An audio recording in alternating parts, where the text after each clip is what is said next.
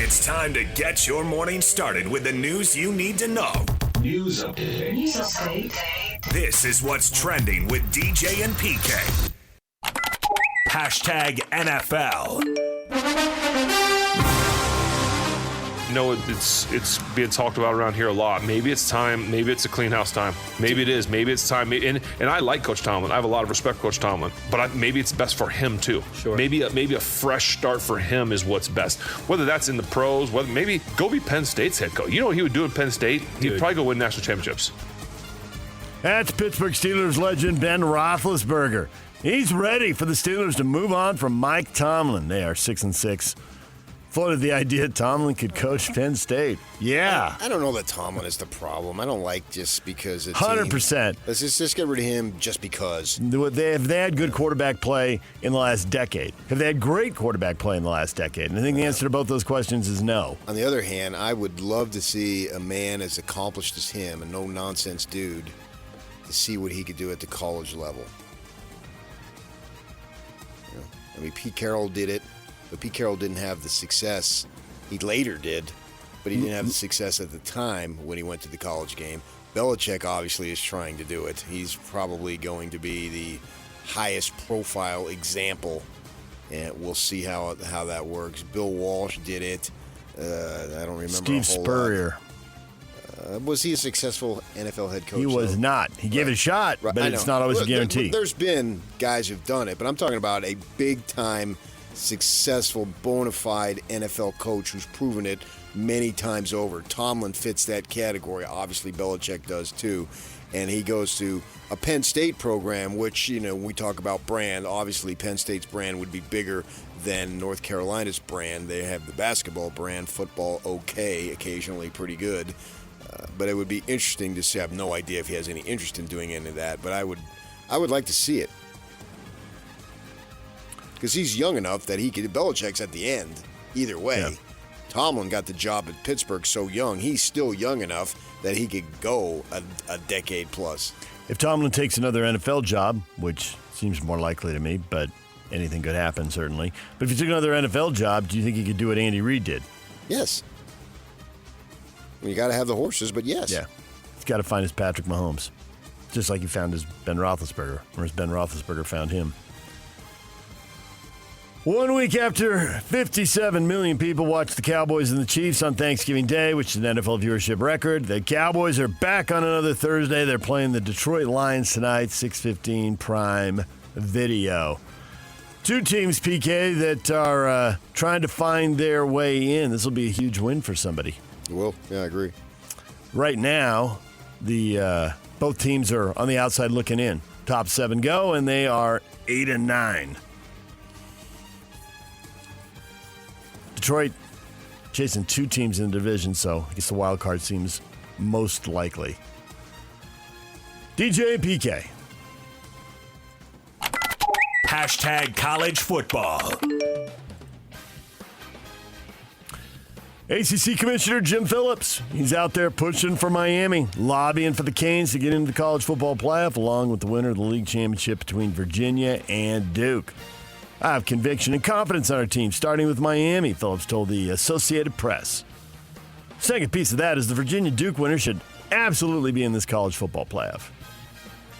I absolutely disagree with that. But go ahead and stump for your teams, Miami. That's your job. I think Yarmark has not done a good enough job. Simply saying I have confidence, no. Call him out. As I said, he should have held a press conference the last 3 weeks, Tuesday nights at 7 o'clock our time. It was great. He was on the Arizona State broadcast on Fox, but get on 10 more broadcasts. Start earlier, too. Yeah. Yeah, I mean, it seems like it's too late in the game. The die is cast. Late in our show yesterday, we told you Chris Kleiman announcing his retirement at Kansas State. AD Gene Taylor lamented the state of college football, burning out people like Kleiman. Texas A&M offensive coordinator Colin Klein will take over, former quarterback and a former assistant coach there. I think the burnout is an individual one because right above that on our rundown, we've got Ferentz at 70. Kirk Ferentz is coming back, the big 7-0. Give me another year at Iowa. If Kleiman is burned out, so be it.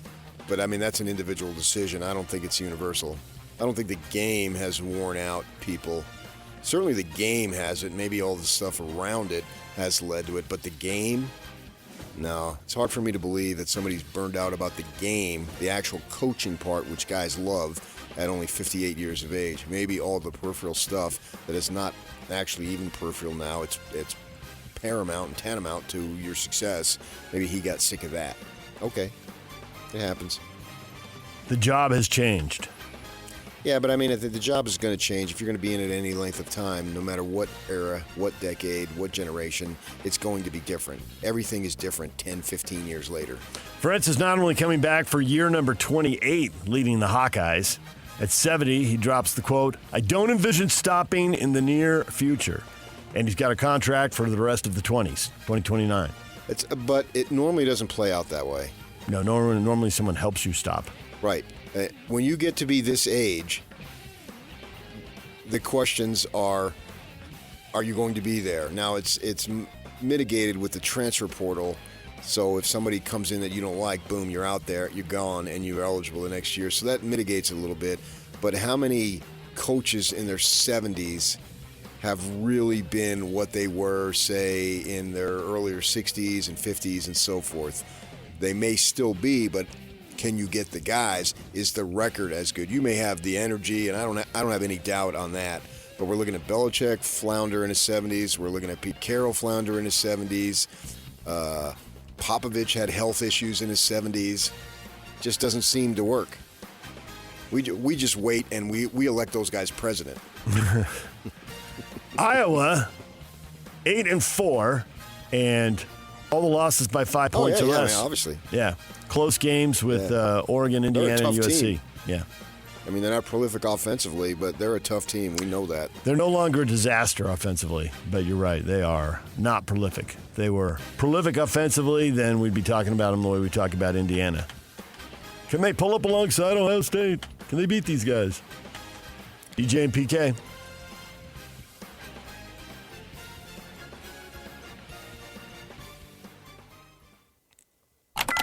Hashtag Utah Jazz. Jazz have gone to New York for a couple of games. The Nets tonight in Brooklyn, Barclays Center, 5:30. Coverage on the Zone starts at 4:30. They'll play the Knicks, and then they'll come back home. The Nets, a WPK. Yeah. Maybe the last W we can forecast on the schedule for a while. They'll beat somebody. It's not like they're going to lose the rest of the month, but It should be Houston. schedule the rest of this month is difficult, but this is the one that sits out there as an obvious chance to win a game. Oh, I think the next two games. Take down the Knicks, too. The Knicks are okay. I'm not saying they're not, but I don't think they're unbeatable. I don't think they're, especially in the East, I don't think there's anybody Unbeatable that in the you East. look at the East and say, wow, man, this team is a superpower. They're 14-7, but they've been feasting on the carcasses of the bottom of the East, which is pretty bad. And for the Jazz perspective, the Nets played in Chicago last night and actually won. So they have to fly back to the New York area, and should be a little tired if you buy into that. Although they got a bunch of younger guys, obviously, in their reload. Jazz have been all right at home. They've been bad on the road. 6-6 at home, 1-7 on the road. So we'll see how these handle these two road games in New York City. DJ and PK. Hashtag NBA.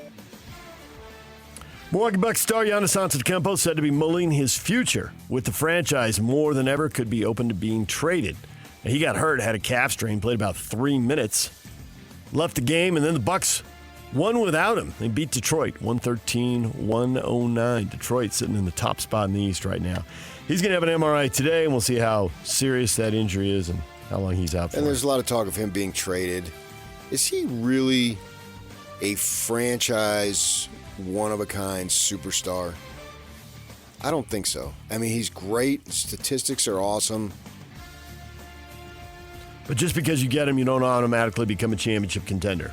Now, depending on who you have and who you have to give up to get him, maybe you do. But if we're going to put Jokic on the top level, is he at Jokic's level? No, there's no way. No. I don't think he's at Doncic's level. I mean, he's a very good player. But I just wonder if he's a guy that can be the total alpha in the way a Kobe was. We've got other guys, obviously, you can point to. I just don't see it. So I'd be interested in having him on my team, depending on if I could rip off Milwaukee.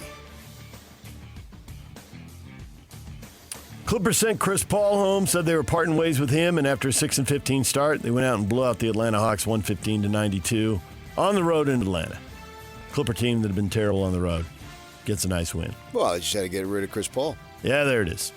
We'll see if that plays out over the next few games, because that will be the storyline if this keeps happening. One game, anything can happen in any one game. But what do they do over the next 10? Do they start playing a lot better? The teams that are bad down around the bottom around the Jazz, the Kings lost in Houston, Charlotte lost in New York. It was fairly predictable there, except for the Clippers winning in the game you pointed out, with the Nets getting a rare win, number 5 on the year for them. Eldon Campbell, who played for the Lakers in the 90s, won a title with the Detroit Pistons, passed away at the age of 57. No further details on his death being released.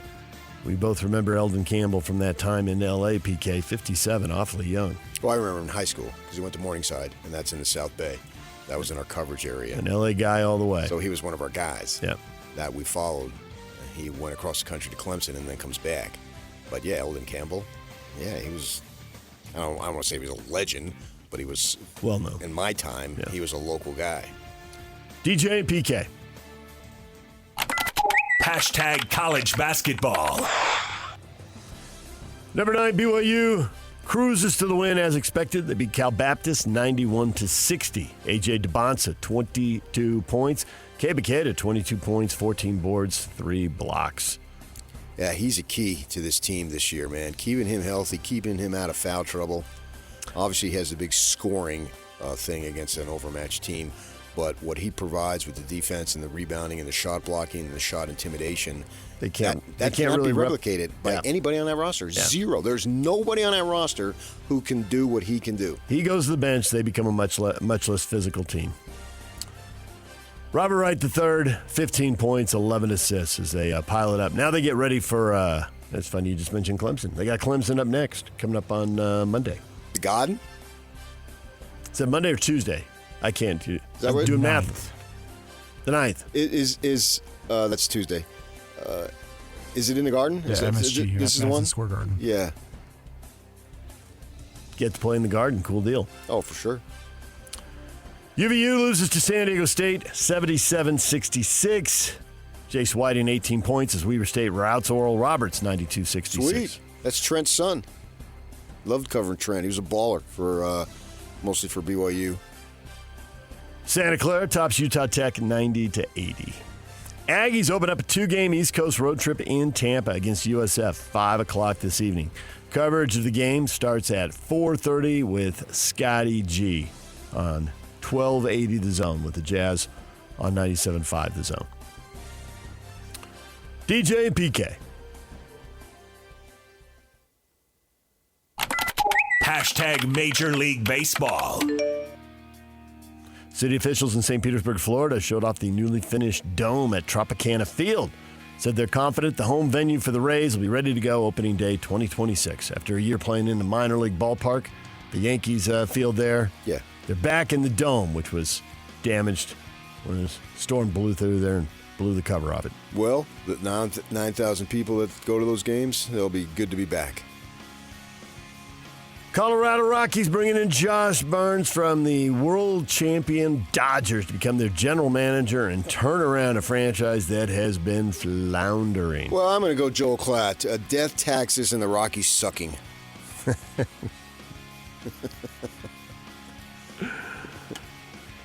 they're going to keep sucking? Now they got a guy from the Dodgers.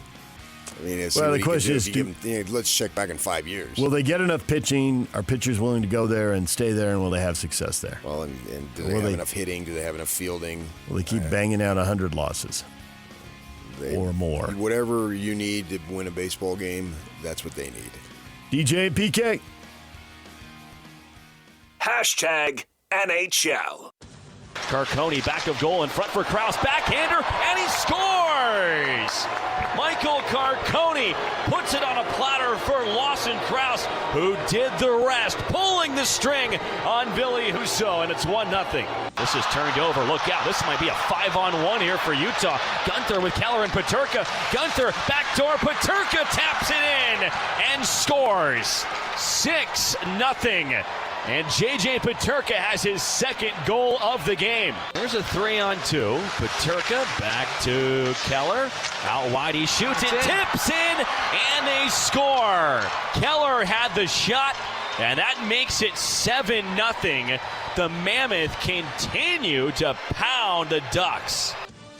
That's the final, 7-0. Peterka with 2 goals, 2 assists. Clayton Keller a goal and 2 assists. 2 in the first, 2 in the second, 3 in the third. They got that off their chest. You like it when a team plays with a chip on their shoulder? Sure, and I like it since it was an 8 o'clock game on, was it on TNT or something like that? You could go to bed. Yeah, I went to bed. Yeah, they it's ain't out of coming hand. back. No. Yeah, I did go to bed. I don't need to watch the rest of this. I got to get up. So, yeah, if you're going to win, go ahead and pile it on like they did, man. That was... as I'm watching it, I thought, is this on replay? I just saw that. Yeah. So a lot of times in hockey, you actually have to see the replay To really know what the heck happened. Right. The puck's moving so fast. I mean, you can, and there's bodies in all, the way, you're screened away. Yeah, and they're all right there in front of the net, like on the first goal. Okay, what exactly? I saw Carcone, and then I saw what's his face? Who the guy who scored the first goal? Krause, yeah. Why was I thinking Laos? I knew that wasn't it. Yeah. Laos is a country. Right. And I'm thinking, okay, I saw it, but I really didn't see it. And then when you see it, and like as it went on, like, man, these are replays here. They just keep piling on, and maybe that's the starting point to run off a streak. I mean, you got to have a starting point to get a streak going, obviously. Road trip continues Friday and Saturday. They are in Vancouver and Calgary. So, see if they can put a little something together here. Team that has been much better at home than they have been on the road. They need a little road success here. See if they can pile up some points. DJ and PK. It's 97.5, the KSL Sports Zone. That is what is trending. Brought to you by Shamrock Plumbing. There's no job too big or too small. Get the personal touch with Shamrock Plumbing. Brian Santiago, BYU Athletic Director, is going to join us coming up at 7:30. We will talk Kalani Sitake and Big 12 title game with him. Barry Trammell, sports columnist for the Tulsa World, at 8 o'clock for more Big 12 football. Stay with us, DJ and PK. It's 97.5, the KSL Sports Zone.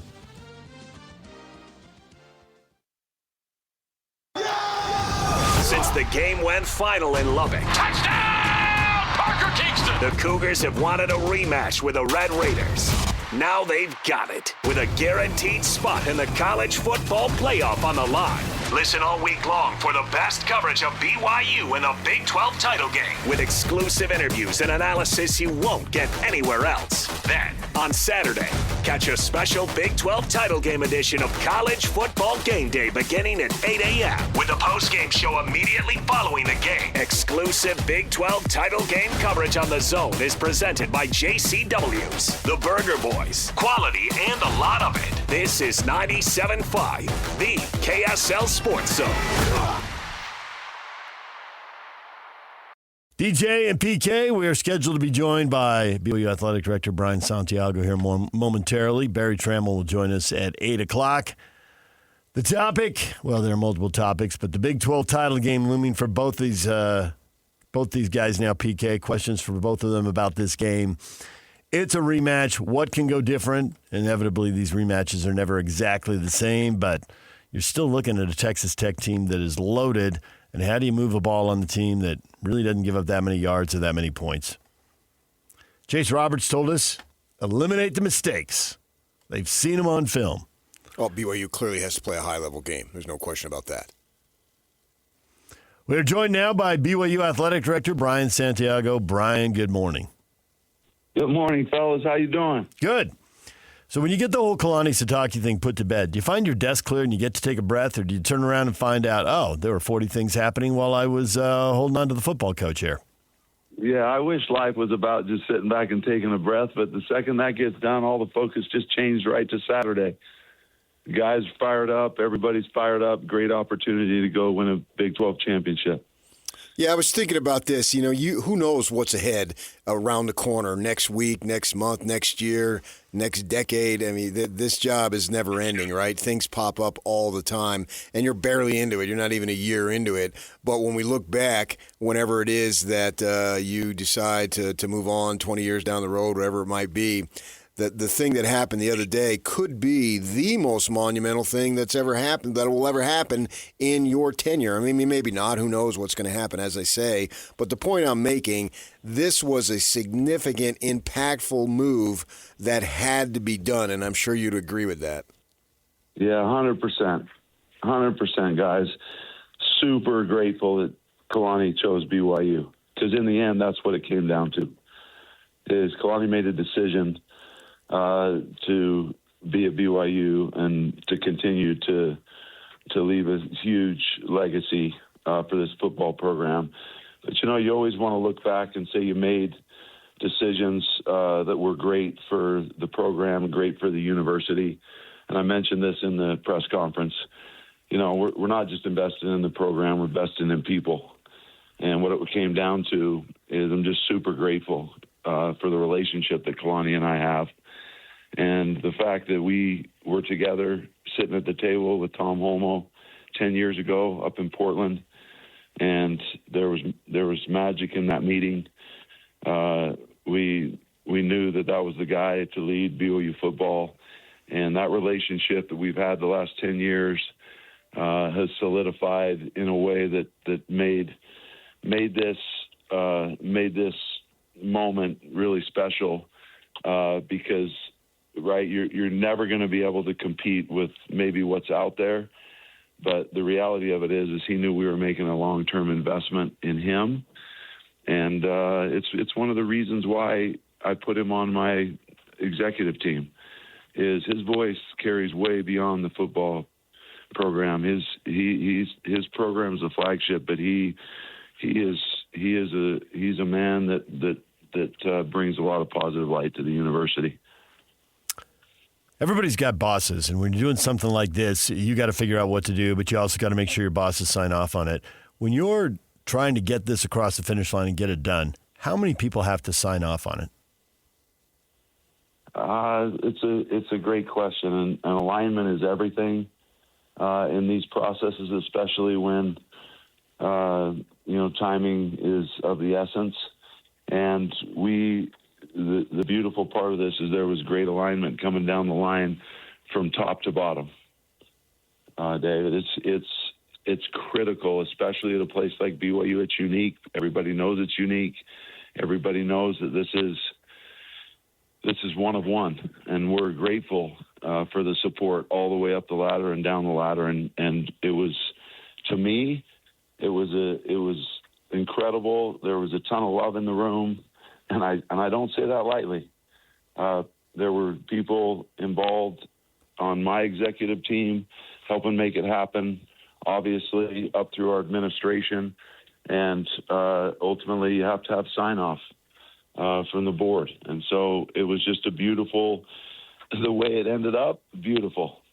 Stressful few days, but in the end, Kalani made a choice to stay at BYU, and I do think it'll have a profound impact for years to come and forever. I think we'll look back and say, and certainly my vision and what I see happening is people are going to look back forever and talk about BYU football and talk about Lavelle Edwards and Kalani Sitake in the same breath.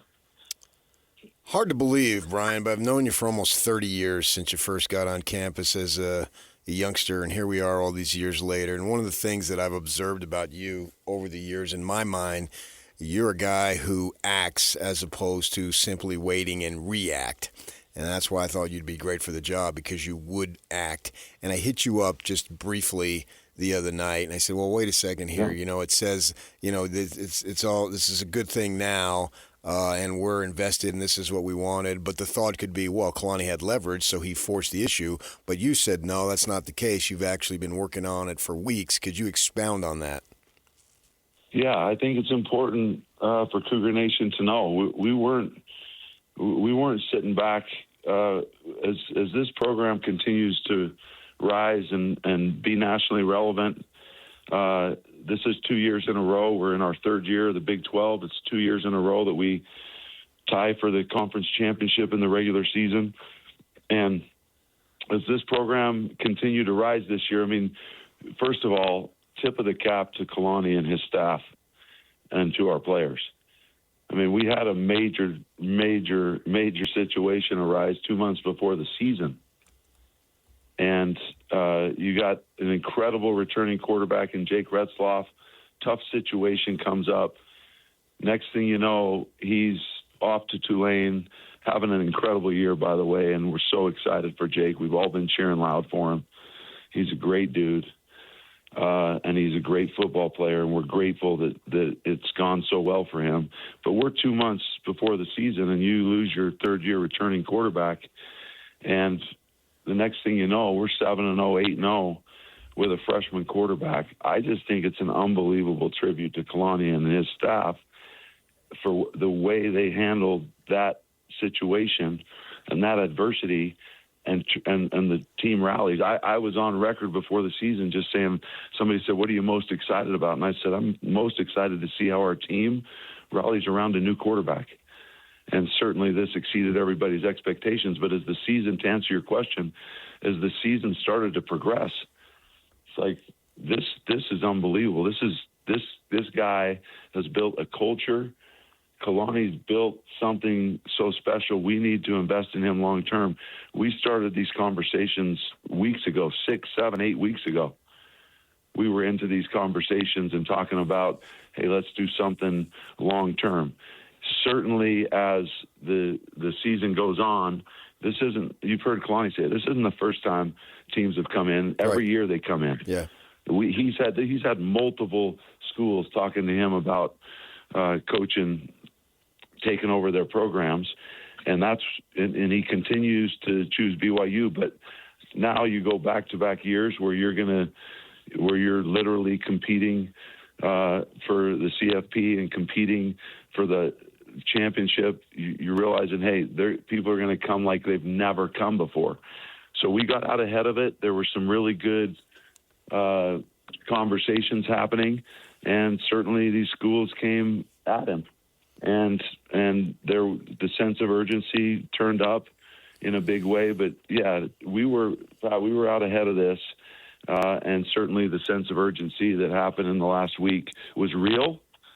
And it's a compliment to Kalani, the program, the culture, and who he is, that the best schools in the country are coming after him. That's a very, very good sign for us. And then just ultimately, we're just super grateful when things got solidified in that room. And I'm just going to tell you, the feeling was off the charts when you can look each other in the eye.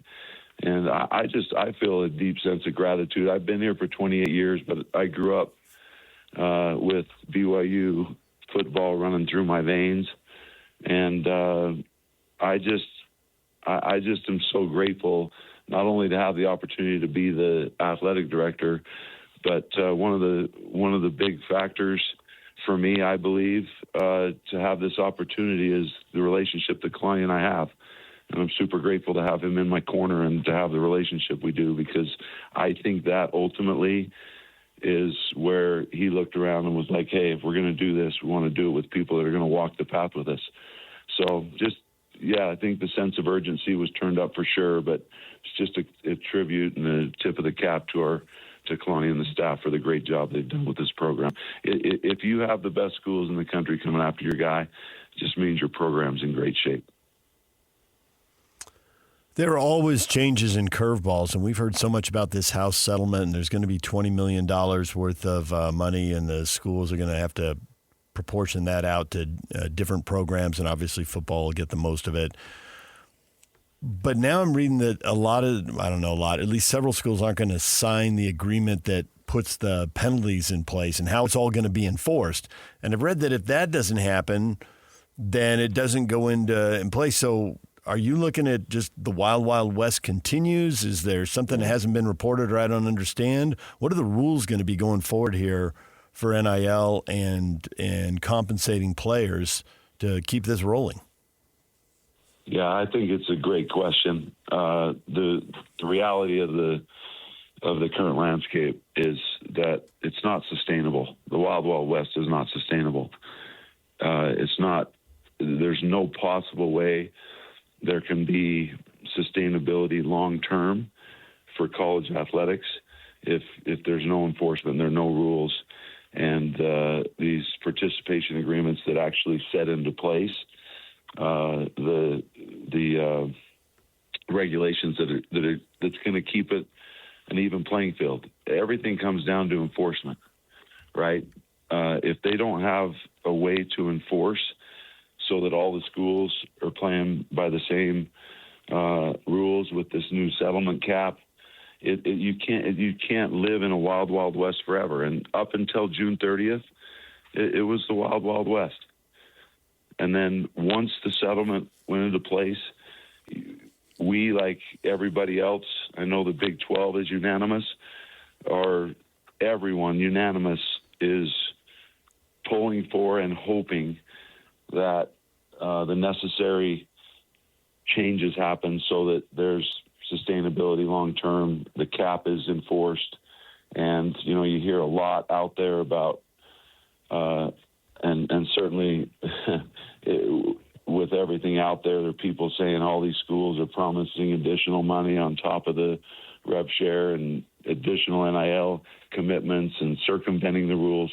It's not sustainable. And we're very, very hopeful that things will play out so that there are the same rules and regulations for everybody in college athletics so that we're all playing on an even playing field. So last night I get some information that one of the internal media of you guys did a podcast or something and is talking about a strained relationship with your coaches and particularly Kalani. And I'm thinking, well, after you didn't hire him, but I mean, I didn't really. I listened to it. I didn't really think it was that big of a deal. But I'm wondering, as you've gone through this opportunity here, because we all know, and somebody in your department or in the football department told me the coaches were ready to go and it came right down to the buzzer. I'm wondering, how much did that strengthen your relationship with Kalani, or did it even need strengthening? I think anytime you go through something like this, that relationships are strengthened because trust is everything. Right. And in the end, when you look at each other in the eye and say, we're going to do this together, we're going to climb this mountain together, it can only strengthen a relationship.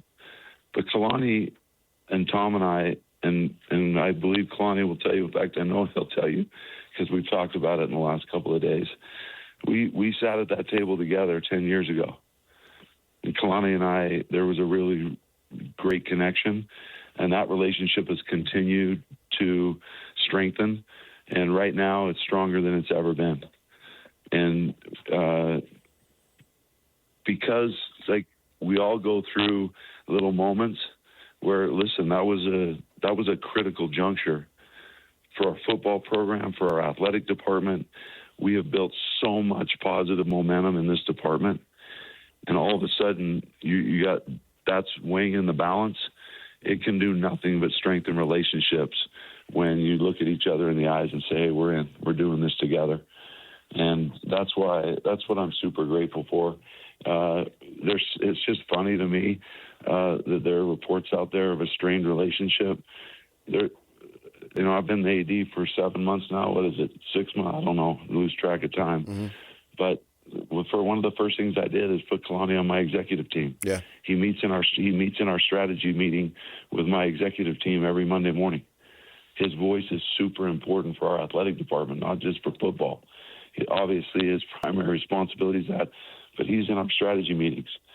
We meet so many times and talk about the whole And then we're locked in because of my responsibility for football. And everybody knows football is the ship. It's the ship. It drives everything. And I'm just super grateful that we had that relationship. And so when he got turned up, we could take confidence in that relationship. And the trust between the two of us has never been stronger. And the love and admiration for each other has never been better. And I'm super grateful for it. I think it was one of the key parts of us getting to the finish line was the trust that we were all in for him for the long game. In the press conference, Kalani, you made it really clear that this wasn't just about Kalani getting money for Kalani's bank account, that he was concerned with the entire program, all the staff, all the players, and facilities and everything. And he made the point that players who come here just for facilities, that would scare him a little bit. But he did say the game day experience is magical, and you have to do stuff for facilities there. So for the 60-plus thousand fans who show up all the time, what are you planning next for the game day facilities? Because Kalani clearly carved that out on purpose and wants. I think he thinks it's magical, and he wants more magic on Saturdays at LES. Yeah, listen, first of all, I loved so much when he shouted out Cougar Nation and the feeling that we all have for the fans, especially him, that connectivity. That's the magic. The magic is Cougar Nation feels invested and feels part of all of it. But you both know, and we all know, you have to be in the game with the facilities. You have to be constantly making facilities so great so that the student athletes have an opportunity. He clarified that. He said you certainly have to have the facilities. You don't want. That's not the reason they're coming. They're coming because of the school, the culture, the head coach. Ultimately, they're coming for the program. But you got to be in the game with the facilities. What we're doing, and by the way, I'm going to give a shout out. I think our fan experience team is the best in the country. What they're doing on a weekly basis to give not only Cougar Nation but the visiting teams and their fans an experience of a lifetime every time they come to that stadium is off the charts. And our fan experience team is second to none. But we're upgrading significant areas of the LaVell Edwards Stadium, specifically for the football program, the recruiting spaces, the locker room. That we're going to add significant VIP hospitality to some of the corners. We're doing some things to really enhance the experience, but the long and short of it is you have to have some of those facilities in place, but the fan experience team is going to continue to create an environment to come and support. And the other key component in this that adds 10x to the whole experience is we have a really, really, really good football team. Yeah. And that is what drives the whole thing, is you're not only coming to have an experience, but you're watching Big 12 football against the best teams in the country. That environment, when we played Utah, I mean, the electricity in that stadium, it's second to none. And then week after week, you got the best teams in the country coming in. I mean, make no mistake about it, the Big 12 has been a massive driver, being in a Power 4 conference, being in the game, competing for championships, competing for these things.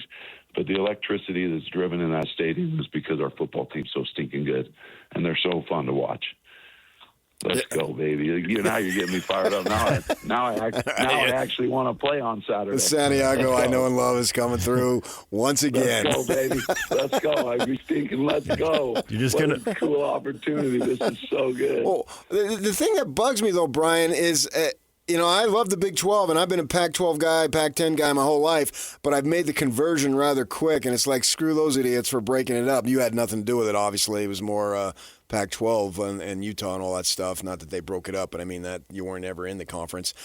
I just don't understand the lack of respect that the Big 12/BYU is getting repeatedly. And I think I think to an extent he's dropped the ball, that he should be running his mouth in the way that Sarkisian and some of these other guys have been running their mouths. And I don't know what's going on. Can you speak to why it seems like this team at 11-1 is such a long shot unless they pulverize Texas Tech, Texas Tech, and win the thing. It seems to me they ought to be. They didn't receive enough consideration last year, and they're not receiving enough consideration this year, and I don't understand it. Yeah, it's super disappointing. It's actually disheartening, and it's disrespectful to our program. It's disrespectful to the Big 12. The fact that we're 11-1, our strength of record, our only loss is to a top 4 team, is just the fact that we're being disrespected the way we are is not right. The one thing that I will say is Brett Yormark's all the way in for championing this conference. And in the right circles, this dude is busting down doors. Everybody in the country knows this is a bias. You cannot explain it any way else. What Kalani and this team's done, 11-1, the teams that we've beaten in the top 25, the teams we've beaten on the road, our only loss to a team that's the top 4 right now, and when we played them, probably 3 or 4 of our best players are barely on the field. L.J. Martin probably shouldn't have even played in the game. The thing that I'm excited about, though, guys, unbelievable opportunity Saturday. We control our own destiny. Our guys are healthy. Our team's ready to go, and we get another shot to go play Texas Tech on a neutral field for the championship. And I know our guys will be ready, but you can't explain it any way else. You guys have heard, and you guys are in the middle of it. You understand that you put blind resumes up there. There's no other explanation other than bias. Well, I think you need to send those committee members some crumble cookies then. You guys are something else. I will tell you this, though. I will tell you this. The Big 12 is the Big 12 football week in and week out is as good as it gets. And the other thing is we were not at our best when we played Texas Tech. So the fact we get another opportunity to go lay it out there and for the world to watch, big time. I'm just grateful that the distractions are behind us. You saw the reaction from the players. They're focused, and I'm excited to roll football out in an unbelievable stadium, unbelievable environment. There will be 70,000 people there, and Cougar Nation's going to come strong. And I said it once, I'll say it again. Vamos, let's stinking go. You speak Spanish, so DJ. Excited. Clearly. I Let's put go. that together. I know. It's just celestial language, fellas. You guys got to get in touch with your Latin side. Let's go.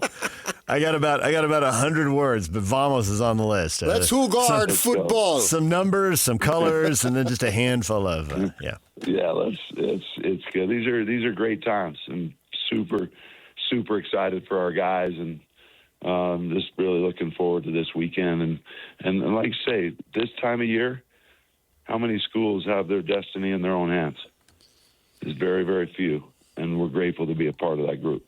Okay. Brian, we appreciate the time. Thanks for joining us, and we'll all be watching Saturday.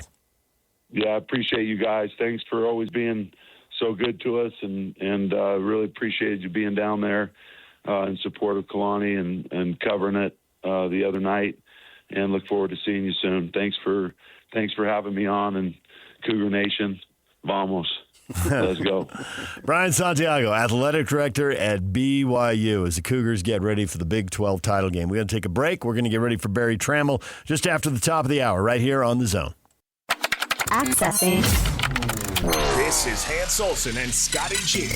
Joining us now, Ian Fitzsimmons. Hans, Crazy Wings, George's. Did you hit it? I didn't get to hit it, man. We ended up at the Brazos Grill. I got their chicken fried steak, but they did have these thing called the armadillo balls at the Brazos River that was really good, but it's not the Crazy Wing. Can you go ahead and just lift Hans saying they did have these things called armadillo balls, which were really good? I feel like Chevy Chase in the movie Funny Farm. You polish off that plate and you break the record. Stand back, everybody. The record falls tonight. Now, there's a man who knows when he's got something good in his mouth. On that mic drop, bam, done. Catch Chance and Scotty weekdays from noon to 3 on 97.5, the KSL Sports Zone. This Air Supply? Partridge Family? Partridge Family, yes. Cow Sills? Yeah. Happy birthday, Jay-Z. He's the artist of the day. It's brought to you by Live Nation. For all the live concerts and events in 2025, check out livenation.com. Who's he married to? What's her name? Some person, Beyonce? Beyonce. You don't say. Mogul. How old is he today? 56. Mm-hmm. You know me in math. Middle age. It's a struggle. 56, you nailed it. 56. There you go. We just had Brian Santiago on. A couple things that jump out at you. A couple things. He really sold. He knows the narrative is out there. He's a basketball guy, and basketball's flying. That's what he cares about, not football. I thought he really made the point of football drives the ship. Everybody knows this. Now, you can say it, and people may not choose to believe it, so you can't really control that. But that he made a point. That is definitely one thing I heard, and I am sure you heard it, and Yak probably heard it too over the weekend. It's funny in that, he came in because he was there for so many years. 27 years, basically, before he got the job. He was basically an administrative assistant to Steve Cleveland when I first met him. He didn't even have an office. It was he shared the office with Steve Cleveland in the Marriott Center. Now they've moved over to that basketball practice facility where all the offices are, and because it was tight accommodations. But along the way, he sort of developed a negative reputation, and I don't know that I've seen somebody come in to a job this high profile and have to overcome a built-in negative rep. It's funny that way. And sure, yeah, he's a hard-nosed guy and all that, but hey, he was a scrapper, man. That's how he got to play D1 basketball. He had to fight and claw. I mean, he wasn't blessed with his overwhelming athletic ability, and so he's like a Max Hall. To be able to get where Max got was largely on toughness. He just isn't blessed with size and quickness and all the stuff that you need to be a great point guard in basketball. So he's a scrapper, and he's always been a scrapper. But he's also smart and astute, and yeah, let's go piss off the football coach. That's going to be to my advantage. That's a heck of a way to build a career as an athletic director. It doesn't really make sense. Yeah. And so, yeah, he's a basketball guy, but, let him build a bridge a little bit here. And he did put Kalani on there on the executive council, or whatever you call it, to be able to meet with him because he wants his voice. So there's something to be said for that. DJ and PK, when we come back, Barry Trammell talking Big 12 title game. Sports columnist for the Tulsa World joins us next. Stay with us.